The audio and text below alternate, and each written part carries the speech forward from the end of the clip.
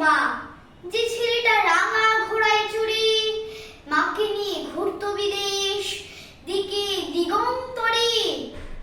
সন্ধেবেলা সূর্যি ঠাকুর যেই বসল পাটে, হঠাৎই সে পৌঁছে যেত জোড়া দিঘির মাঠে।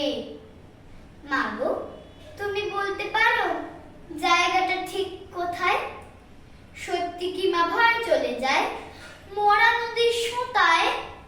আচ্ছা ধরো তুমি যাচ্ছ পালকি চেপে একা, পথঘাট সব মনীষীহীন, পাখিরও নেই দেখা, গাছের মাথায় ঘনা অন্ধকার, দেখা যায় না ভালো।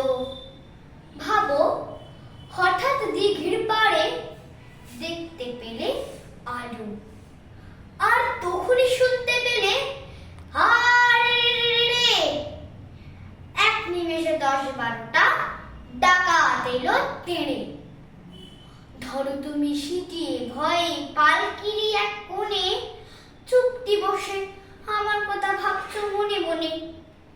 আমি তখন সেই ছড়াটার বীর পুরুষের মতো তলোয়ারের ঘায়ে ডাকাত মারছি অবিরত।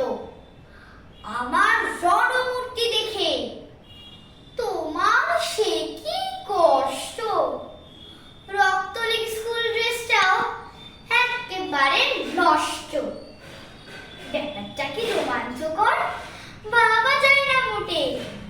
ভাগ্যে যদি এমন সুযোগ একবারটি জোটে, সবাইকে আমরা দেখিয়ে দেব 100 বছর পরেও রবি ঠাকুর বীর পুরুষ ঠিক আছে তোমার ঘরেও।